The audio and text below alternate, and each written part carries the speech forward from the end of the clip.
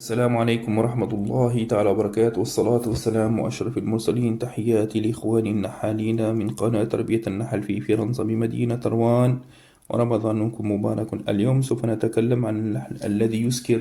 أحبتي في الله، بكل يوم يزداد إيماننا بكتاب ربنا ويزداد حبنا لهذا الدين الحنيف، والسبب في ذلك هو كثرة الحقائق العلمية التي يسخر بها هذا القرآن، والتي يكتشفها العلماء في كل يوم، وهذا يجعلنا نفتخر بانتمائنا للإسلام.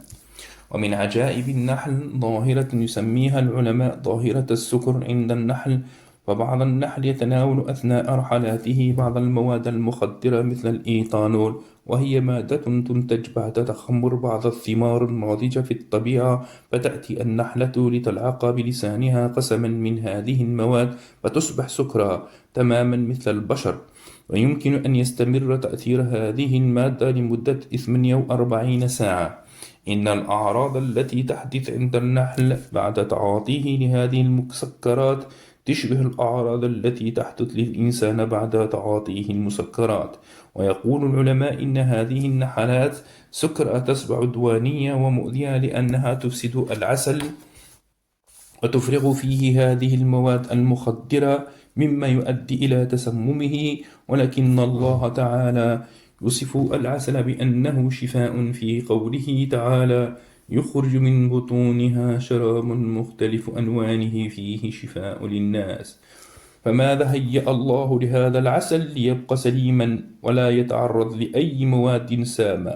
طبعا من رحمة الله تعالى بنا، ولأنه جعل في العسل شفاء، فمن الطبيعي أن يهيئ الله وسائل للنحل الدفاع عن العسل وبقائه صالحا للاستخدام. وهذا ما دفع العلماء لدراسة هذه الظاهرة ومتابعتها خلال 30 عاما.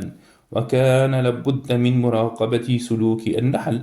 بعد مراقبة الطويلة لاحظوا أن في كل خلية النحل هناك نحالات زودها الله بما يشبه الأجهزة الإنذار، تستطيع تحسس رائحة النحل السكران وتقاتله وتبعده عن الخلية.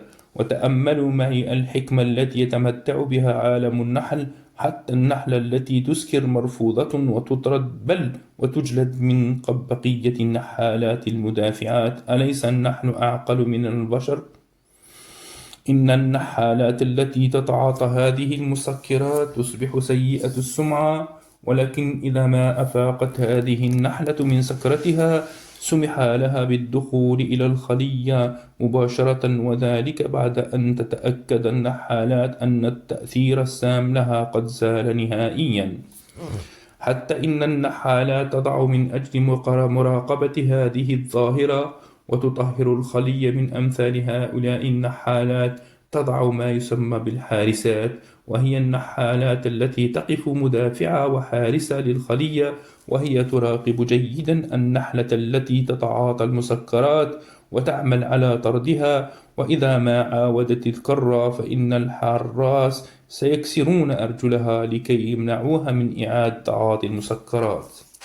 لقد زود الله تبارك وتعالى النحل بتجهيزات يعرف من خلالها تلك النحلة التي تعاطت مادة المسكرة الثمار المختمرة، فتميزها على الفور وتطردها وتبعدها من الخلية لكي لا تفسد العسل الذي تصنعه. وتضع هذه النحالات قوانينا صارمة تعاقب لمواجبها تلك النحلة التي تسكر، وإبعادها وتنتهي بكسر الأرجل. فسبحان الله، حتى النحل يرفض الخمر.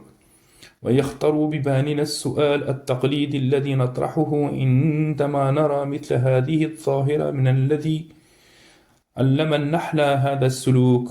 ربما نجد إشارة قرآنية رائعة، إلا أن الله تعالى هو من أمر النحل بسلوك طريقا محددة، بل وذلل لها هذه الطرق. يقول تعالى مخاطبا النحل: فاسلكي سبل ربك ذللا. وهنا يعجب الإنسان من هذا النظام الفائق الدقة. ربما نجد فيه إجابة لهؤلاء المعترضين على قوانين التي جاء بها الإسلام عندما حرم تعاطي المسكرات وأمر بجلد الشارب الخمر. فإذا كان النحل يطبق هذا النظام بكل دقة، أليس الأجدر بنا نحن البشر أن نقتدي بالنحل؟ والسلام.